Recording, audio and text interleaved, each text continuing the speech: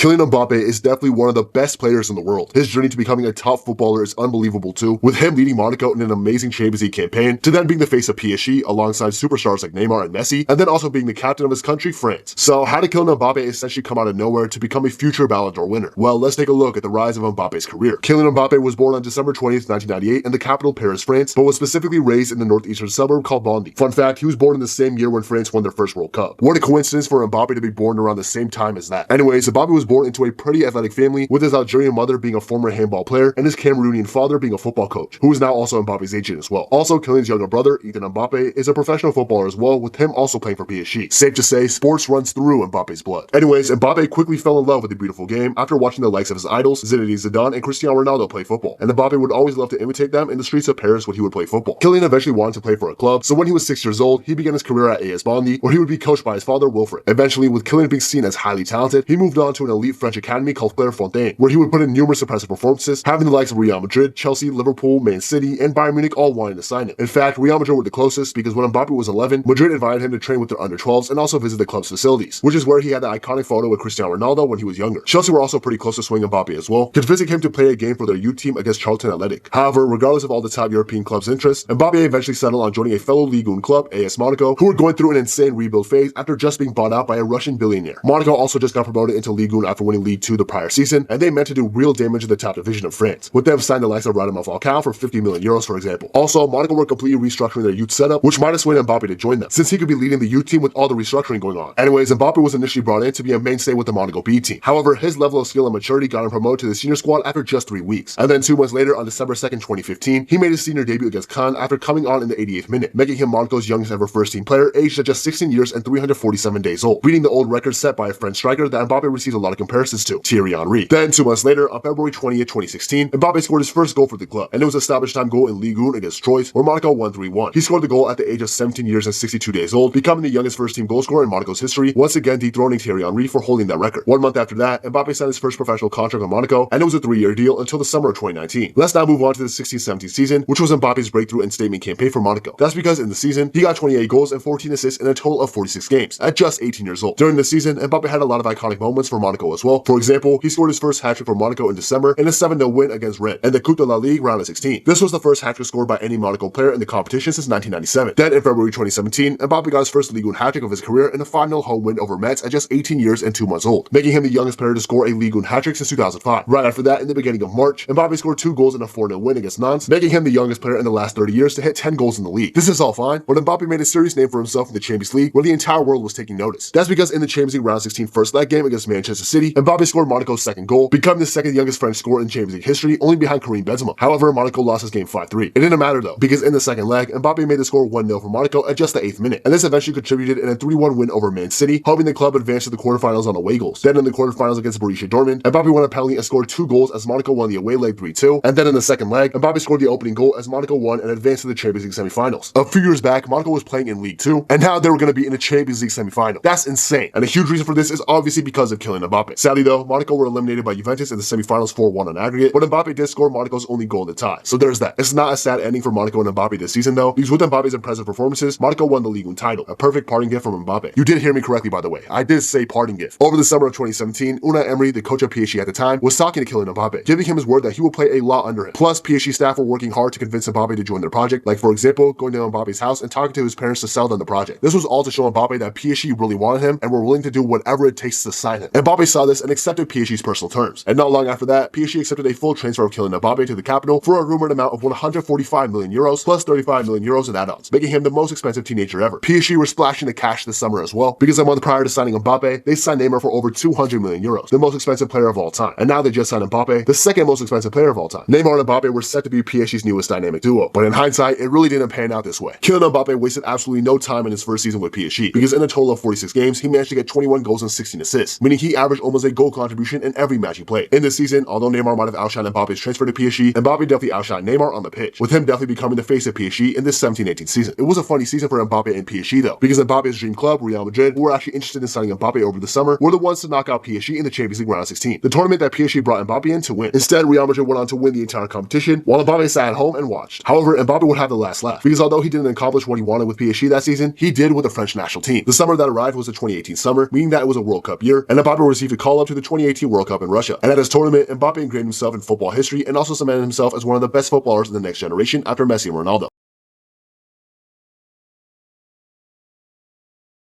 Group stages were rather quiet for Mbappe in France, with Mbappe only scoring the lone goal against Peru. However, Mbappe went crazy and truly showed off his world-class ability in the knockout rounds. In the round 16 against Argentina, Mbappe was the man of the match. Mbappe went on an early run in the game to win an early penalty for France, a run that all of us football fans will remember like it's in the back of our brains. Then, while the game was still 2-2, Mbappe scored an amazing goal to give his country the lead, and then scored another to double down on their lead in just 4 minutes. Eventually, these couple of goals from Mbappe helped France beat Argentina in a thrilling 4-3 game. This game might have been one of the first ones to show that Mbappe was one of the chosen ones to be the face of football for the next generation. It doesn't stop there though, because in the World Cup final against Croatia, Mbappe scored the fourth and final goal for France, becoming the second teenager to score in a World Cup final, only after Pele. And this helped France beat Croatia 4-2, meaning that they've won their second ever World Cup. With these amazing knockout performances, Mbappe went on to win the FIFA World Cup Best Young Player Award, and this is something that Mbappe definitely deserved. Let's move on to the 18-19 season, where Mbappe's stats skyrocketed from his previous seasons of football. In a total of 43 games, he managed to get 39 goals and 17 assists, meaning he got 13 more goal contributions than games played that season. Ridiculous from Mbappe, not gonna lie. And when Neymar continuously being ridiculed by injuries, Mbappe only continued to cement himself as the face of PSG. However, PSG brought in Mbappe to help them win the Champions League, and this season was another failure in that aspect, despite Mbappe having 9 goal contributions in 8 UCL games. Basically, in the round 16 against Manchester United, a beatable team, PSG choked at home in France, giving up a last-minute penalty, which Marcus Rashford buried to knock PSG out of the competition. Regardless on a personal level for Mbappe, it was still successful, since PSG ended up winning Ligue 1 like always, and also that Mbappe won the Ligue 1 Player of the Year award, and also the Ligue 1 Golden Boot, with him bagging 33 goals in Ligue 1 alone. Now let's go to the 1920 season, where Mbappe thrived once again on a personal level, despite the coronavirus plaguing the world. That's because in 37 games in total, Mbappe managed to get 30 goals and 18 assists. PSG also had a successful domestic campaign, with the club winning Ligue 1 like always, and also winning the Coupe de France and also the Coupe de la Ligue. However, in the Champions League, it was delayed because of COVID-19. Then when it resumed, it was in a special NBA bubble style format in Portugal, where PSG were set to take on Atalanta. However, even though Mbappe showed in the Champions League campaign prior to this knockout style tournament, he honestly failed to show up. Yes, he came through winning an assist against Atalanta in the quarterfinals and helped PSG beat them 2-1, but that's honestly it. That's because in the semifinals against RB Leipzig, he registered no goal contributions despite PSG winning 3-0, and then in the Champions League final against Bayern Munich, when PSG needed Mbappe most, he vanished, and Bayern beat PSG 1-0, helping them win the competition instead. This was PSG's chance to win the Champions League for the first time, and it was the easiest time to win it since the two-legged system was gone. However, PSG choked again, and Mbappe was at some fault for that. Kylian didn't dwell on this though, because in the next 2021 season, Mbappe had his best ever personal stats. In a total of 47 games for the club, he registered 42 goals and got 11 assists, meaning that this was the first time Mbappe got 40 plus goals in a single season. However, for PSG, this season was still considered a failure. They actually for once didn't win Ligue 1, meaning that this was the first time in Mbappe's career that he didn't win the league. However, Mbappe still ended the season with the Ligue 1 Player of the Year award and also got featured in the Team of the Season. Also, PSG were actually cooking in the Champions League for a bit. In the round 16 game against Barcelona, Mbappe absolutely destroyed them, with him getting 3 goals in the first leg and then a singular goal in the second leg, helping PSG win 5-2 on aggregate. Then against Bayern Munich in the quarterfinals, the club that won the Champions League against them last season, Mbappe scored 2 decisive goals in the first leg to help PSG progress to the semis on away goals. Sadly though, Mbappe injured his calf and missed out on the second leg of the semifinals against Man City, where PSG eventually lost 4-1 on aggregate, meaning PSG have gone yet another season without winning the Champions League. Now it was time for the 2020 Euros, since they were delayed by a year because of COVID-19. Thanks, China. France were put in a group of death with Germany, Hungary, and Portugal. However, thanks to France's star power, they managed to go undefeated and also managed to top the group. But Mbappe played a little role in that, only providing 1 assist in the 3 group stage games. Then in the round 16, Mbappe became the reason for France's downfall. That's because after a super thrilling 3-3 match, the game was set to penalties, and then everybody made their penalties until Mbappe stepped up. That's because when Mbappe took his pen, it was saved by Sommer, meaning that the world champions France were knocked out by Switzerland in the round 16. This was an absolute failure of a tournament from France, and definitely for Kylian Mbappe as well, because not only did he not score a single goal at the Euro 2020 tournament, but he was the main reason why France were even knocked out of it. Things just weren't looking good for the French star boy. However, Mbappe didn't let his poor summer define it, because in the next 21-22 season, Mbappe had his best personal stats ever. In a total of 46 games, he managed to get 39 goals and 26 assists, meaning he got almost 20 more goal contributions than games played that season. Mbappe was on some demon timing for real. Now, like always, Mbappe got some personal records for PSG, like for example, becoming the first player to finish as both the top goal scorer and the top assist provider in Ligue 1 history. However, PSG season was still a failure, even though they did win Ligue 1 again, something they usually do. That's because in the Champions League, they fumbled the bag yet again. Mbappe was carrying the French club as well, with him getting a goal contribution in every match they played. However, again in the round 16 against Real Madrid, they were knocked out. Mbappe did his part by scoring the lone goal in the first leg to beat Madrid 1-0, and even scored the second goal against Madrid in the second leg to put PSG 2-0 up. However, Real Madrid had a miraculous comeback and scored 3 goals, knocking PSG out of the competition. So yeah, for PSG, it was yet again another failure. But Mbappe did avenge himself with France this season. That's because in October, the Nations League finals were taking place, and Mbappe played a significant part in France's triumph, bouncing back from his Euro 2020 failure. In the semi-finals against Belgium, France won 3-2, and it was thanks to Mbappe's 1 goal and 1 assist that this occurred. Then in the final against Spain, France won 2-1, and this was all because of Mbappe, since he got the goal and assist in this match, which then helped France win their their first ever Nations League. So the season was an L for PSG, but it was a W for France and Mbappe. However, was it an L for PSG? That's because right before the season was ending, Mbappe was set to leave the club. He was only going to have 1 year left on his contract, and he wasn't planning on signing his extension. Plus, with Real Madrid continuously knocking on the door, putting in offers left and right, it was only going to be a matter of time until PSG accepted one of them. However, even though everything was leading towards Mbappe leaving the club, he didn't. Why? That's because PSG offered Mbappe an astronomical amount of power and money, including a monthly wage of £4 million,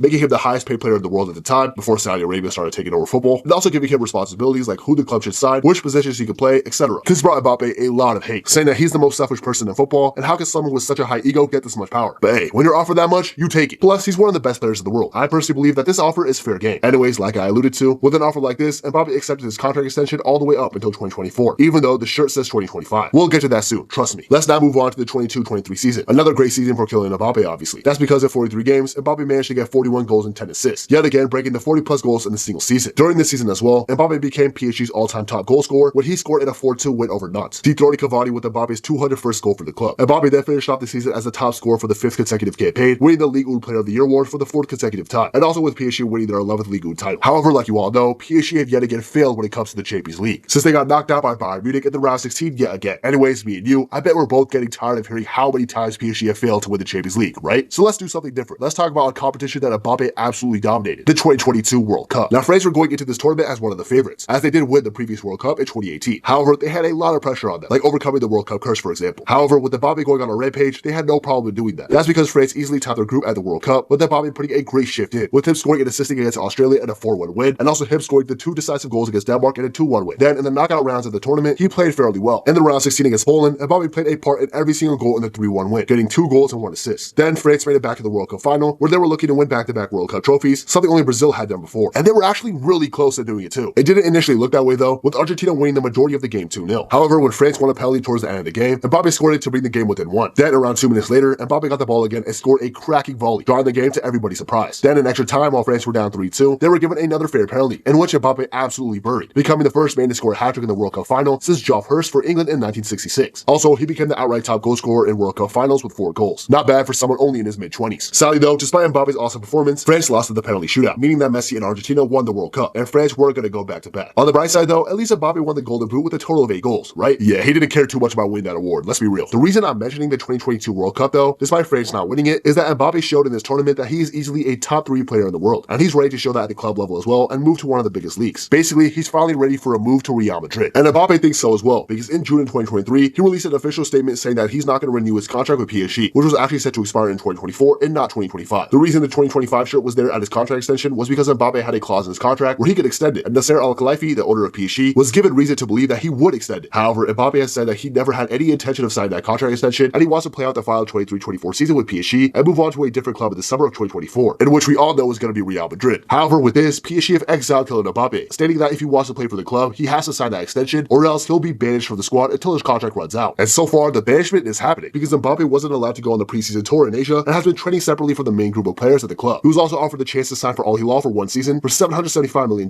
but he wasn't interested and would rather stay banished at PSG's grounds. So yeah, at the time of me recording this, nobody knows what's actually going to happen to Kylian Mbappe. However, I'm sure in due time, Kylian Mbappe will finally be killing it for Real Madrid, and maybe he'll finally win a Champions League and also a Ballon d'Or to truly cement himself as one of the footballing greats.